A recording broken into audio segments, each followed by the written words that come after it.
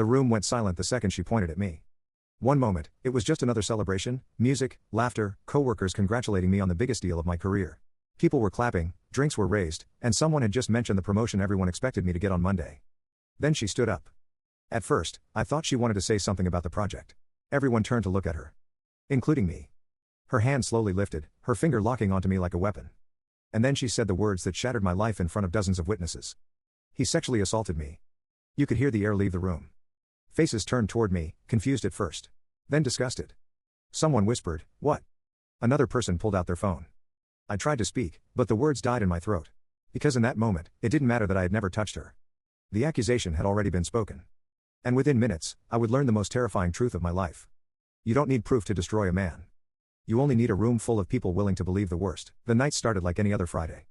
I remember standing outside the venue for a moment before going in, adjusting my jacket and checking my phone. A message from my coworker Jason blinked on the screen. "You better get in here. The boss already bought the first round." I smiled and slipped the phone back into my pocket. It had been a long week, and this company gathering felt like a reward. Our department had just closed a massive deal, and tonight was supposed to be a celebration. Inside, the place was packed. Music hummed through the room while clusters of coworkers laughed around tall tables. Someone had already started a debate near the bar about whether our team or the marketing team deserved more credit for the project. Jason spotted me almost immediately. Finally, he shouted, raising a glass. "The man of the hour." A few people clapped jokingly as I walked over. "Relax," I said, shaking my head. "I just did my job." But the truth was, I felt proud. The last few months had been exhausting, and this deal might finally push me toward the promotion I'd been chasing for years. The promotion everyone knew about. The one people kept congratulating me for like it was already guaranteed. Jason leaned closer. "Between you and me, management is already talking about Monday's announcement." "Don't jinx it," I replied. He laughed. "Man, if they don't promote you after this, the whole company's blind." I tried to brush it off, but hearing that still sent a quiet thrill through me. For the first time in a long time, things felt like they were going right. I grabbed a drink from the bar and turned to scan the room. That's when I noticed her. She was standing near a group of people from the marketing department. I recognized her vaguely. Emily, I think. She had joined the company a few months earlier. We'd spoken maybe once or twice during meetings. Nothing memorable. She was laughing with someone, holding a drink in one hand while she brushed her hair behind her ear with the other. For a brief second, our eyes met across the room. I nodded politely. She looked away. I didn't think anything of it. Why would I? The night continued normally. People moved between tables, music played, and conversations blurred together into the comfortable noise of a celebration. Someone pulled me aside to congratulate me again about the deal. Another coworker joked about how I'd better remember them when I became a manager. "First round on you when that happens," he said. "Deal," I laughed. Hours passed like that. Just normal moments. Normal conversations. Normal laughter. If someone had told me that in less than 10 minutes my entire life would collapse, I would have thought they were insane. Around 10 p.m., the energy in the room shifted slightly as people started gathering toward the center. Someone from management had climbed onto a small platform near the stage. Jason nudged me. "Looks like a speech." Great. I hated being the center of attention. But I followed the crowd anyway. Glasses clinked as people quieted down. Our department head began, thanking everyone for their work on the project. He talked about long hours, teamwork, and how proud the company was of what we had accomplished. Then he mentioned my name. A ripple of applause moved through the crowd. I felt my face heat up as people clapped and a few coworkers patted me on the back. "Future manager right there," someone said behind me. I shook my head, half embarrassed, half proud. That's when I noticed movement near the front of the crowd. Emily. She stepped forward. At first, I assumed she was trying to get closer to hear the speech. But then she turned. And looked directly at me. Something about her expression made my stomach tighten. It wasn't anger exactly. It was something colder. She raised her hand slowly. Her finger pointed straight at me. For a moment, no one understood what she was doing. Neither did I. Then her voice cut through the room. Loud. Clear. And impossible to misunderstand. "He sexually assaulted me." The words echoed through the silence like a gunshot. Every sound in the room stopped. The music. The laughter. Even the manager on the stage froze mid-sentence. Dozens of faces turned toward me all at once. I remember hearing someone whisper, "What did she just say?" My brain struggled to process it. I stared at her, waiting for the moment when she would laugh or say it was a joke. But she didn't. She just kept pointing at me. She just kept pointing at me. And suddenly the looks around the room began to change. Confusion turned into suspicion. Suspicion turned into something worse. I tried to speak. What? But the words felt useless the moment they left my mouth. Because people had already started stepping away from me. Like I was dangerous. Jason looked at me in shock. "Dude. What's going on?" "I don't know," I said quickly. "I swear I don't know." Across the room, Emily's voice shook as she repeated it. "He sexually assaulted me." This time louder. More people heard it. Phones started coming out. Someone near the back said, "Call security." Another voice said, "What the hell is happening?" My chest tightened as panic began to spread through me. I had never touched her. Not once. But in that moment, surrounded by dozens of witnesses, that truth didn't seem to matter anymore. Because the story had already begun. And I could feel my life slipping away before I even understood what was happening. For a few seconds after the accusation, no one moved. The entire room stood frozen between confusion and disbelief. You could feel it hanging in the air, like everyone was waiting for someone to say it had been a misunderstanding. But that moment never came. Instead, Emily took a step backward, her face pale as she looked around the room. "I told him to stop," she said, her voice shaking. "He wouldn't listen." The reaction was instant. Gasps spread through the crowd like a wave. A woman near the bar covered her mouth. Someone else muttered, "Oh my God." I felt the ground shift beneath me. "That's not true," I said quickly, my voice louder now. "I didn't." "Don't talk to her," someone shouted from the side of the room. More people began stepping away from me. Jason stood beside me, still stunned, glancing between Emily and me like he was trying to piece together a puzzle that didn't make sense. "Emily," our department head said cautiously from the stage. "What exactly are you saying?" She pointed at me again. "I'm saying he sexually assaulted me." This time there was no hesitation in her voice. The word slammed into the room like a hammer. Suddenly, the whispers grew louder. I knew something was off about him. Didn't he just get promoted? Someone call security. My heart began pounding so hard I could hear it in my ears. "This is insane," I said, turning toward the crowd. "I didn't do anything. I barely even spoke to her tonight." But the damage was already spreading. A man I didn't even recognize pulled out his phone and started recording. Others followed. In the span of seconds, half the room had cameras pointed toward me. Jason grabbed my arm. Hey, everyone relax," he said loudly. "There has to be some mistake here." But his voice didn't carry the same confidence it had earlier that night. Because now even he looked unsure. Across the room, Emily wiped at her eyes. "I didn't want to say anything," she said. "But he cornered me earlier tonight." That was the moment everything truly fell apart. Because suddenly the crowd had a story. And people love stories. "She's crying," someone whispered. "That doesn't look fake. I can't believe this guy." I felt like I was watching my own life collapse in real time. Every word she said built the picture further. Every whisper added another layer. And I had no idea how to stop it. "I swear to you," I said desperately, looking at the people around me. None of that happened. But it was like shouting into a storm. No one wanted to hear it. A heavy hand suddenly grabbed my shoulder. I turned to see two large security guards pushing their way through the crowd. "Sir, we're going to need you to step outside," one of them said. "What?" I said. "No, listen, this is a misunderstanding." "Outside," the guard repeated firmly. Jason tried to step between us. "Hold on, you can't just throw him out. He didn't even." "Sir," the second guard said, raising a hand. "Please step aside." People began clearing a path as the guards escorted me toward the exit. And as I walked, I could hear the murmurs spreading behind me. "That's him. The guy she accused. Someone already posted the video." My stomach dropped. Video? Of course. Dozens of people had been recording. Which meant that somewhere online, right now, a clip probably existed of a woman pointing at me and shouting those 4 words. "He sexually assaulted me." The guards pushed open the front doors and guided me out into the cold night air. The music inside continued faintly through the walls, but the celebration was clearly over. One of the guards turned toward me. "You need to leave the property," he said. "I didn't do anything," I insisted. "Sir, I'm not here to argue about it." "But you saw what happened," I said. She just pointed at me." The guard's expression stayed neutral. "That's not my call." Behind us, the doors opened again. A small group of people stepped outside, whispering as they glanced in my direction. One of them immediately raised a phone. Recording again. I looked back at the guards. "You're seriously just going to let people believe this?" The older guard sighed. "Look, man. If you didn't do it, that'll come out later." Later.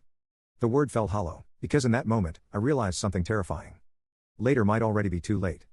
Just then, my phone vibrated in my pocket. I pulled it out. 3 missed calls.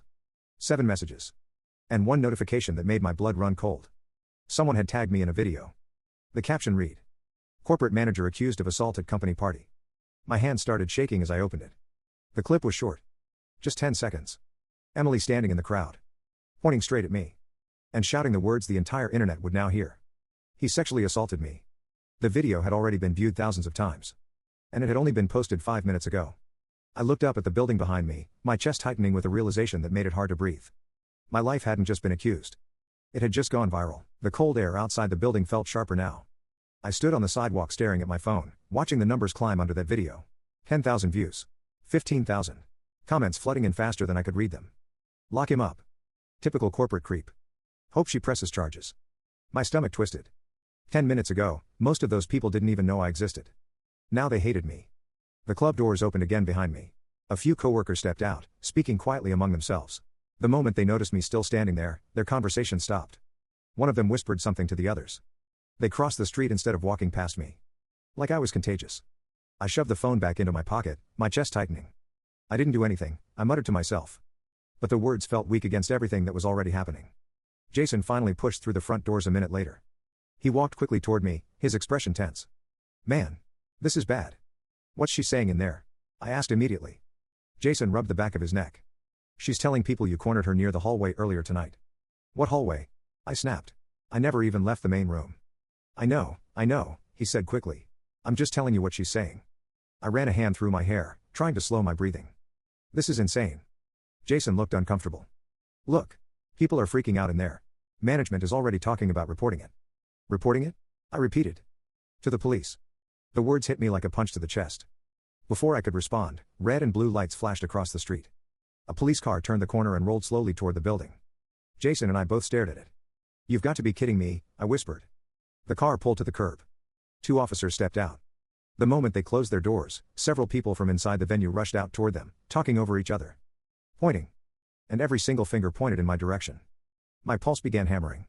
One of the officers approached. Sir, he said, stopping a few feet away. Are you Daniel Carter? My throat felt dry. Yes. The officer glanced briefly at his partner before looking back at me. We received a report of a possible assault inside the venue tonight. I felt Jason shift beside me. I didn't assault anyone, I said immediately. The officer didn't react. Can you tell me what happened tonight? I hesitated. Where do you even start? A woman inside just suddenly accused me in front of everyone, I said. I barely know her. What's her name? Emily, I said. Emily. I think her last name is Harper. The second officer wrote something down. Did you have any interaction with her tonight? Not really, I said. Maybe a brief conversation earlier in the evening, but that's it. Behind the officers, the venue doors opened again. Emily stepped outside. 2 coworkers were beside her, holding her arms like they were supporting her. She looked smaller now. Fragile. Like someone who had just survived something terrible. And when she saw me standing there with the police, her expression tightened. She pointed again. My heart dropped as her voice carried across the sidewalk. That's him. The officer beside me turned toward her. Ma'am, we're going to need to ask you some questions. But Emily didn't take her eyes off me. He sexually assaulted me. The words felt even heavier this time. Not shouted in a crowd. Not surrounded by music and noise. Just spoken directly in front of 2 police officers. One of them looked back at me slowly. The change in his expression was subtle. But I saw it. The doubt. The suspicion, the quiet shift that happens the moment someone begins wondering if you might actually be guilty. Jason stepped forward quickly. Officer, listen, Daniel has been with us almost the entire night. The officer held up a hand. We'll talk to everyone involved. Emily began speaking quietly with the second officer while the first one stayed with me. He pulled out a small notebook. Mr. Carter, I'm going to ask you a few questions. My chest felt tight. Am I being arrested? Right now we're just gathering information. Right now. Those 2 words echoed in my mind. Because standing there on the sidewalk, watching Emily speak to the other officer while several witnesses gathered around her, a terrifying realization started to sink in. Her story was growing. More people were listening. More people were talking. And every single minute that passed was making it harder for the truth to catch up. The officer looked up from his notebook. Did you touch her at any point tonight? No, I said firmly. Did you follow her anywhere inside the venue? No. Did you speak to her privately? No. The officer studied my face for a moment. Then he asked the question that made my stomach twist. Then why would she accuse you? I opened my mouth. But nothing came out. Because the truth was, I had absolutely no idea. And that might have been the most dangerous answer of all. The questioning on the sidewalk lasted nearly 40 minutes. By the time the officers finished speaking with both of us, a small crowd had formed outside the venue. People stood in clusters whispering, occasionally glancing in my direction like I was some kind of exhibit. The officers finally stepped aside to talk privately. Jason leaned toward me. Man. This is getting out of control. I rubbed my temples. I know. Across the sidewalk, Emily stood with 2 coworkers while another woman wrapped an arm around her shoulders. Every few seconds someone said something to her that made her nod weakly, like she was trying to hold herself together. From a distance, the scene told a very simple story. A shaken woman. And the man she was accusing. I knew which one the crowd believed. One of the officers eventually returned. Mr. Carter, he said, his tone measured. At this time we're not placing anyone under arrest.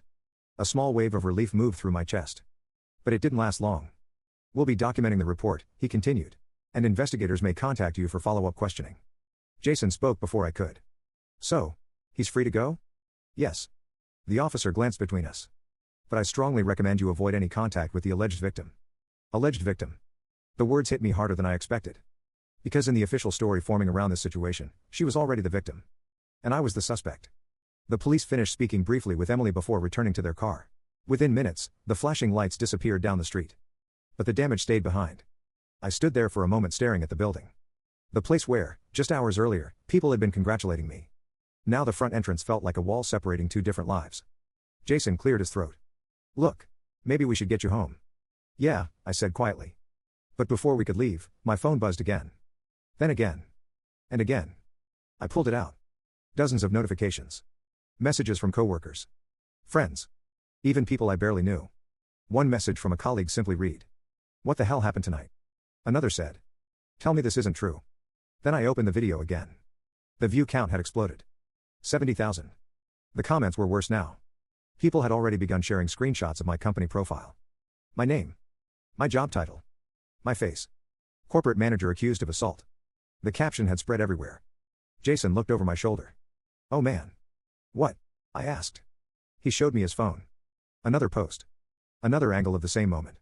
Emily pointing at me. The words frozen in the subtitles. He sexually assaulted me. My chest felt tight. This is insane, I said. Jason shook his head slowly. You need to talk to a lawyer. Already? Daniel. Look at this. He refreshed the page again. The video had crossed 100,000 views. My stomach dropped. And then my phone rang. The caller ID made my heart sink. Human resources. I answered slowly. Hello? Daniel, the voice said. It was Karen, the HR director. Her tone was careful. Formal. We need to discuss the incident that occurred tonight. I closed my eyes briefly. I already told the police what happened. Yes, we're aware they were contacted. There was a pause. Then she said the words I had been dreading.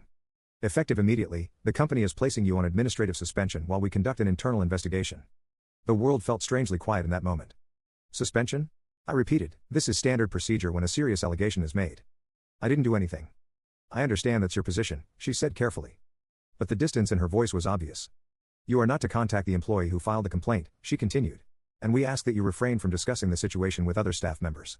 So I'm just supposed to sit here while everyone thinks I'm guilty?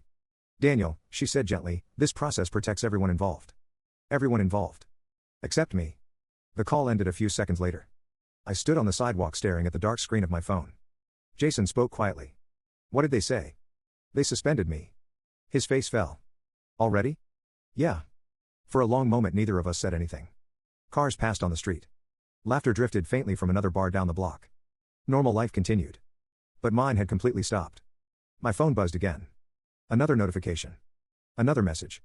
I looked down at the screen and felt my stomach twist. Someone had posted my home address in the comments under the video. The caption read.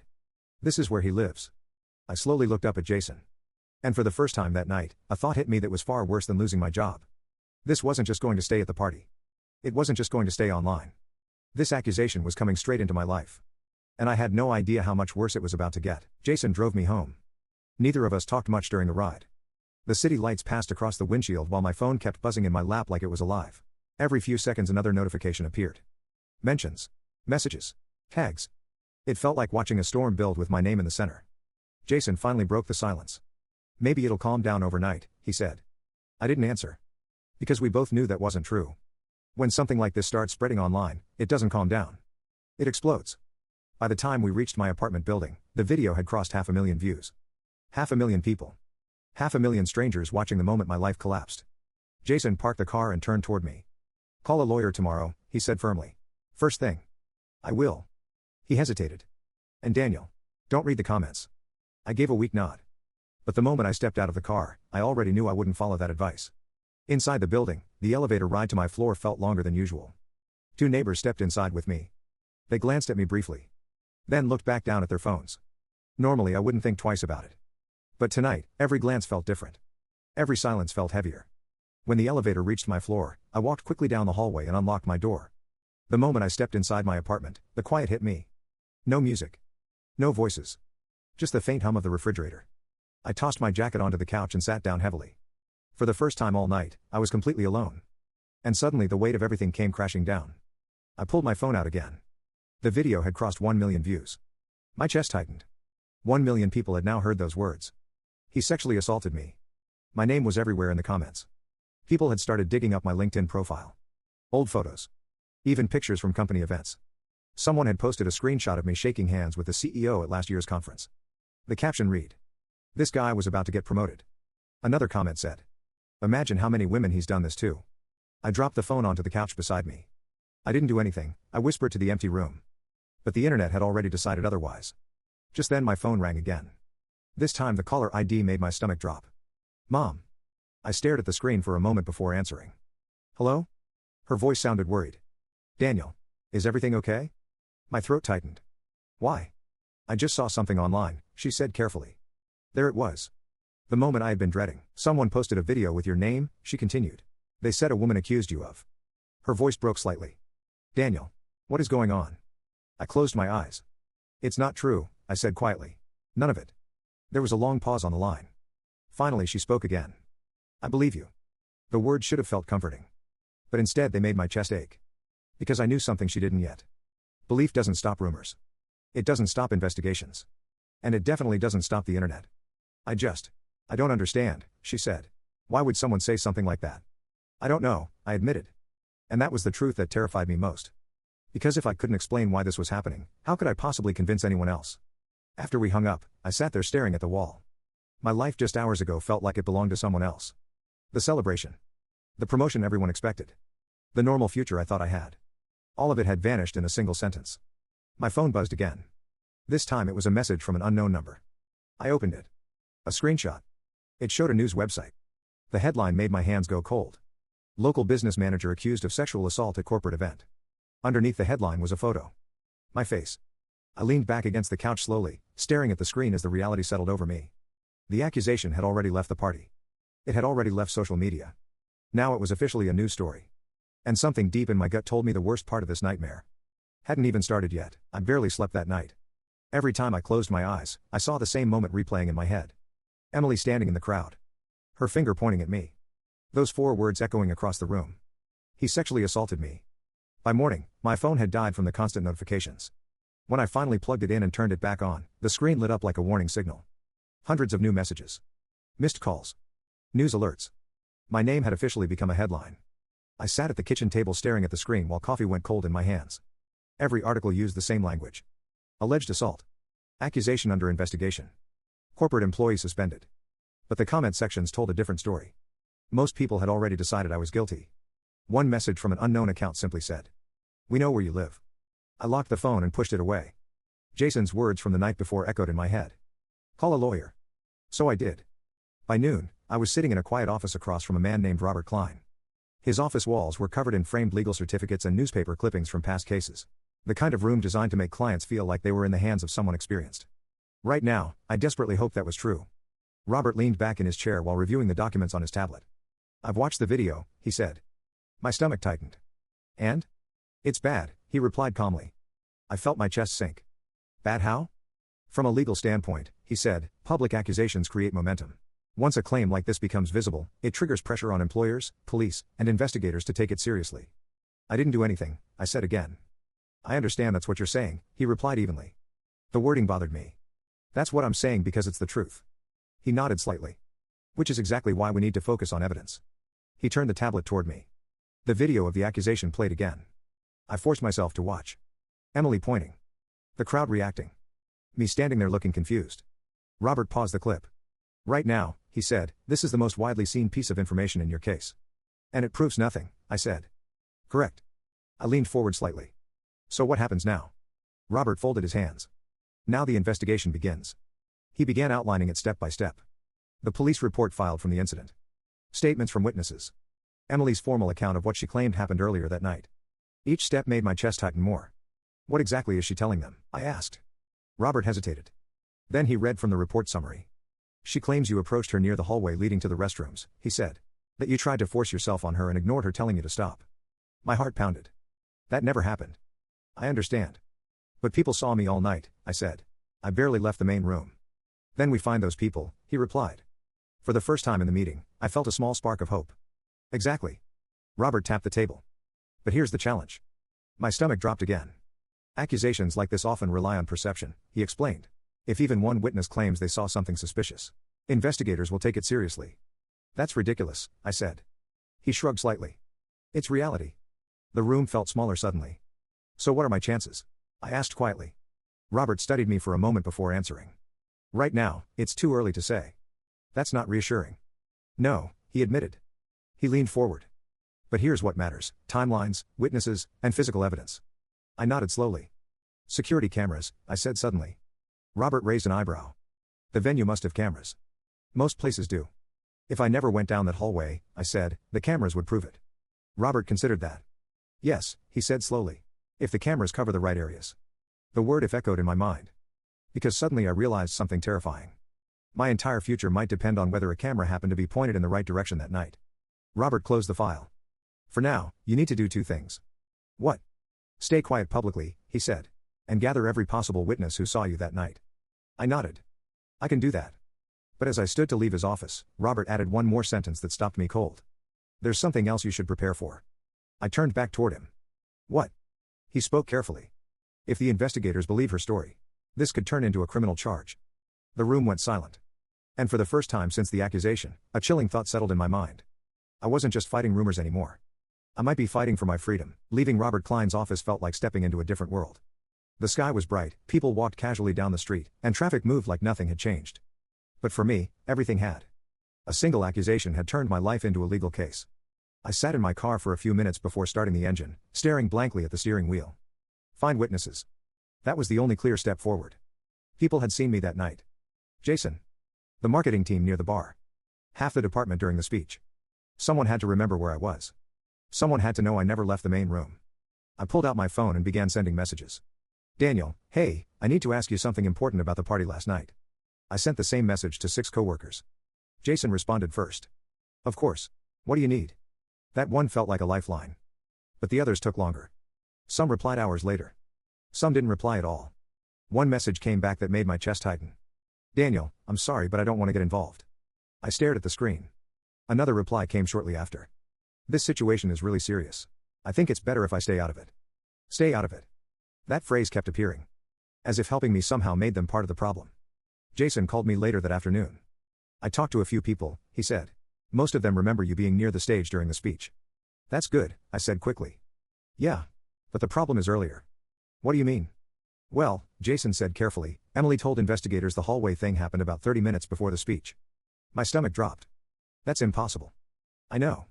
But if no one remembers where I was then, I said. Jason didn't finish the sentence. He didn't need to. Silence filled the call. Eventually he said, look, man. People are scared. Scared of what? Getting dragged into this. That part I hadn't fully understood until now.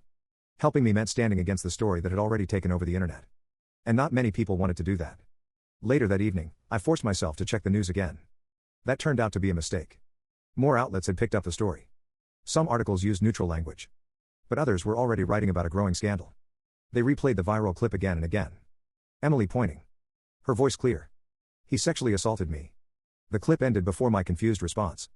Before the chaos that followed. 10 seconds had become the entire story. My phone buzzed again. A message from Jason. You need to see this. He sent a link. I opened it. Another video, but this one was different. It wasn't from the moment of the accusation. It showed Emily speaking to someone outside the venue after the police arrived. Her voice sounded shaky. He cornered me earlier, she was saying. Near the hallway. The person filming whispered, did anyone see it? She shook her head. No. It happened really fast. My heart began pounding harder. If no one saw it. Then her entire story depended on people believing her word over mine. And judging by the internet's reaction, that wasn't a difficult choice for them. I leaned back in my chair, staring at the screen. Everything was becoming clearer now. Her story was simple. Emotional. Easy to believe. And my defense? It depended on details. Timelines. Memory. Evidence most people never bothered to wait for. Just then, my phone rang. Robert Klein. I answered quickly. Did you find something? I asked. Possibly, he said. My pulse jumped. What is it? I spoke with the venue manager, he said. And? There are security cameras. My grip tightened on the phone. Yes. But, he added carefully, we don't know what they captured yet. My hopes stalled slightly. When can we see the footage? They're reviewing it now. The room felt impossibly quiet as I waited for the next words. Robert continued. If the cameras show you never entering that hallway, then it proves I'm innocent, I said. Possibly, he replied. Possibly. That word again. Because even evidence sometimes isn't as simple as it sounds. I exhaled slowly. When will we know? Soon, Robert said. Then he paused. And Daniel. There's something else. What? The investigators want you to come in tomorrow morning.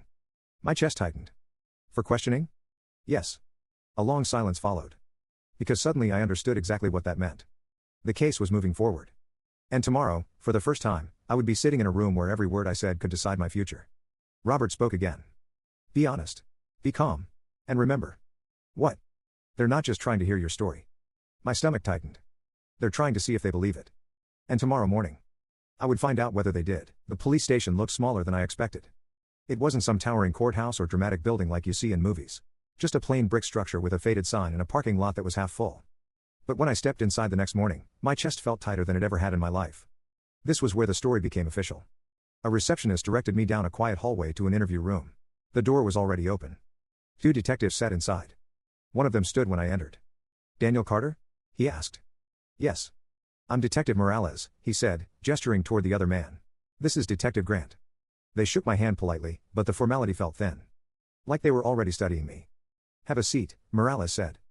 The room was simple. A table. 3 chairs. A small camera mounted high in the corner. Recording everything. Morales sat across from me while Grant opened a folder. Before we begin, Morales said, you're not under arrest. This is a voluntary interview. I nodded. Okay. But we are investigating a serious allegation, he continued. So we need you to answer honestly. I will. Grant clicked a pen and began writing. Morales started with basic questions. Name. Age. Job. How long I'd worked at the company. Then we moved to the night of the party. Walk us through your evening, Morales said. So I did. I explained arriving around 7. Meeting coworkers. Spending most of the night near the bar and main floor. Jason occasionally stepping away to talk to other people. The speech around 10. The accusation. Grant occasionally interrupted with clarifying questions. Did you leave the main room at any point? No. Did you speak privately with Emily Harper? No. Morales leaned back slightly. Have you ever had any kind of relationship with her? No. Conflict? Arguments? Nothing, I said. I barely know her. Grant flipped through the folder. She claims you approached her near the hallway leading to the restrooms, he said. Approximately 30 minutes before the speech. That didn't happen. You're certain? Yes. Grant looked up at me. She also claims you ignored her when she told you to stop. My stomach twisted. That's a lie. Morales watched me carefully. Daniel, he said calmly, these situations often involve different interpretations of the same moment. No, I said firmly. There was no moment. Silence filled the room for a few seconds. Then Morales nodded slightly. Okay. Grant closed the folder. There's something else we need to show you. My pulse quickened. What? Morales slid a tablet across the table. The screen showed security footage. Grainy black and white video from the venue. My heart pounded as the footage began playing. It showed the main room. People walking around. Music playing. And then, there I was. Standing near the bar with Jason. Talking to coworkers. Morales paused the video. This is around 9:30 p.m., he said. That's about when she claims the incident happened. I leaned closer. So this proves I was there. Possibly, Morales said. Grant tapped the screen. This camera covers the main room. My stomach dropped slightly. But the hallway entrance is just outside this frame. The footage resumed. For several minutes, I watched myself standing there talking with different people. But there were moments when I moved out of frame. Moments where the camera angle couldn't see me. Morales paused the video again. You see the problem, he said. My chest tightened. Yes. The camera didn't show the hallway. Which meant it didn't prove where I was during those missing seconds. Grant leaned forward slightly. Do you know if there are other cameras in that area? I don't know, I admitted. Morales nodded slowly. We're checking. The room fell silent again. Because suddenly the investigation felt balanced on a knife's edge. If another camera showed me nowhere near that hallway, the case could collapse. But if no such footage existed, then the investigation would turn into something much harder. Her word. Against mine. Morales closed the tablet. For now, we'll continue reviewing evidence and speaking with witnesses. I nodded slowly. Okay. Then he added something that made my stomach tighten again. And Daniel. Yes? Emily Harper is preparing to give a full recorded statement later today. The room felt colder suddenly. About the assault? I asked. Yes. I swallowed. Because once that statement was officially on record, the story would become much harder to challenge. Morales stood up. We'll contact you if we need further information. The interview was over. But as I walked out of the station and into the daylight, one thought kept echoing in my mind. The truth was out there somewhere. Possibly sitting on a security camera. Possibly buried in a witness's memory. And until someone found it, my entire future would remain hanging in the balance. By the time I left the police station, the weight of the interview hadn't faded. If anything, it felt heavier. Because now I understood something I hadn't fully grasped before. The investigation wasn't about proving what happened. It was about which version of the story looked more believable. And right now, Emily's story was the one everyone had already heard. I drove home slowly, replaying the interview in my mind. Every question the detectives asked. Every answer I gave. Had I sounded nervous? Had I hesitated too long on something? My lawyer had warned me about that. Investigators don't just listen to your answers. They watch how you give them. When I got home, my phone lit up again. Robert Klein calling. I answered immediately. How did it go? He asked. I told them the truth, I said. Everything. That's good. They showed me security footage. There was a pause. And? It shows me in the main room around the time she claims it happened. That's helpful, he said. But it doesn't show the hallway. Another pause. Right, he said quietly. That one word carried the same frustration I felt. So we still need the other cameras, I said. Yes, Robert replied. And that's exactly what I'm pushing for. I sat down on the couch. What about witnesses? I've contacted several people from the event, he said. Most remember you near the bar and stage area. That should help. It does, he said carefully. But memory is tricky. If someone says they think they saw you somewhere else. I didn't want to hear the rest. The call ended a few minutes later. I spent the next hour pacing my apartment. Waiting. Thinking. Trying not to imagine every possible worst-case scenario. Eventually my phone buzzed again. A message from Jason. Dude. Something just happened. My pulse jumped. What? 3 dots appeared as he typed. Then his reply came through. Someone else posted another video. My stomach tightened. I opened the link he sent. This clip was longer than the others. It showed the moment after Emily made the accusation.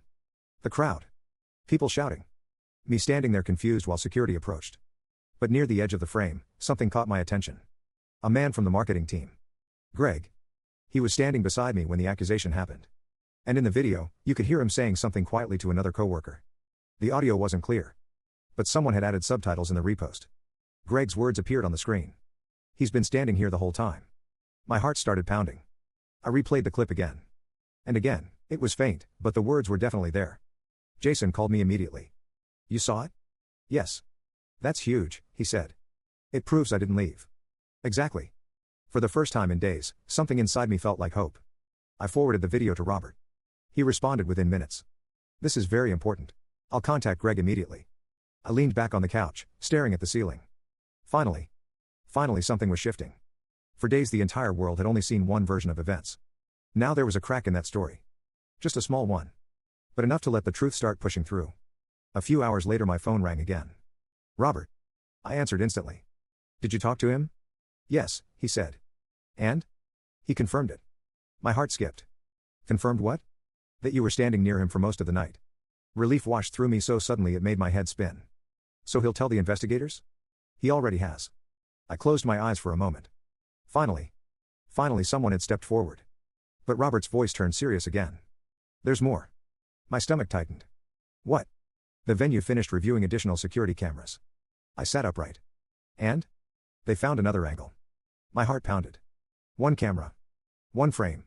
That was all it would take. Does it show the hallway? I asked. Yes. The word hit like electricity. And? Robert paused. Long enough to make my chest tighten again. Daniel. The footage shows someone entering that hallway around the time Emily described. My stomach dropped. Someone? Yes. My voice came out barely above a whisper. Was it me? Another pause. And then Robert said the words that changed everything. No. I stopped breathing for a moment. Because the next question suddenly mattered more than anything. If it wasn't me, I said slowly. Then who was it? Robert exhaled quietly. That's exactly what investigators are trying to figure out now. And somewhere on that security footage was the person who had just blown Emily's story apart. The moment Robert said those words, my entire body went still. If it wasn't me, then who was it? I don't know yet, he said. The investigators are still reviewing the footage. My mind raced. For the first time since the accusation, the story wasn't just about defending myself anymore. Now there was another question. Someone else had been in that hallway. Does Emily appear in the footage? I asked. Yes. My grip tightened on the phone. And? She walks toward the hallway a few seconds after the other person enters. My chest felt tight again. What happens next? Robert paused. They disappear out of view for about 20 seconds. 20 seconds. That was the window where everything had supposedly happened. And then? I asked. She comes back out. Alone? Yes. A strange feeling settled in my stomach. Not fear. Something else. Confusion. Do investigators know who the other person is? They're trying to identify him now, Robert said. Him? The figure appears to be male. I stood up slowly, pacing across the living room. If she went into the hallway after someone else? Yes, Robert said quietly. Then why accuse me? That's the question investigators are asking too. The next few days felt like living inside a pressure cooker. The video of Greg defending me started spreading online. The security footage leak followed shortly after. People began posting screenshots showing the shadowy figure entering the hallway. Internet detectives started analyzing every frame. Zooming. Enhancing. Guessing. And suddenly the conversation began changing. The same comment sections that once condemned me were now filled with a different question. If it wasn't him, then who was it? 3 days later, my phone rang again. Robert. But this time his voice sounded different. Lighter. They identified the man in the hallway. My pulse jumped. Who is it? A vendor working the event. A vendor? Yes. A temporary staff member hired by the venue. My mind struggled to process it. So Emily went into the hallway with someone else? That appears to be what happened. And then she came out and accused me? Yes. Silence hung on the line. Because neither of us could quite explain the part that still didn't make sense. Why? Robert continued. The investigators interviewed the vendor this morning. My heart pounded. What did he say? He confirmed he spoke with Emily briefly in the hallway. My chest tightened. Did anything happen? No. I exhaled slowly. He says she seemed upset about something unrelated and asked if the restroom was nearby. And that's it? That's it. I sank back into the couch. So she lied. Robert hesitated. The investigators haven't officially used that word yet. But the timeline doesn't match her statement. No, he admitted. And now we have video proof. For the first time in weeks, the weight pressing on my chest began to lift. Later that evening, the police called. Detective Morales spoke calmly. Mr. Carter, we've reviewed the new footage and witness statements. I held my breath. The investigation has determined there is no evidence supporting the accusation against you. The words felt unreal. So, it's over? For you, he said. For me? I repeated. Yes. I frowned. What does that mean? Morales spoke carefully. We're still determining why the false accusation was made. The question that had haunted me since that night returned again. Why? But for the first time since everything began. That question no longer controlled my future. The news broke the next morning. New evidence clears man falsely accused at corporate event. The same outlets that once repeated the accusation now ran updates correcting the story. Videos appeared explaining the security footage. Comment sections shifted again. People arguing. People apologizing. People pretending they hadn't already judged me. But the truth was simple. My life had almost been destroyed. Not by proof. Not by evidence. But by a sentence shouted in a crowded room. And as I stood at my apartment window watching the city move below, I realized something that would stay with me forever. The truth eventually came out. But it came after the damage was already done.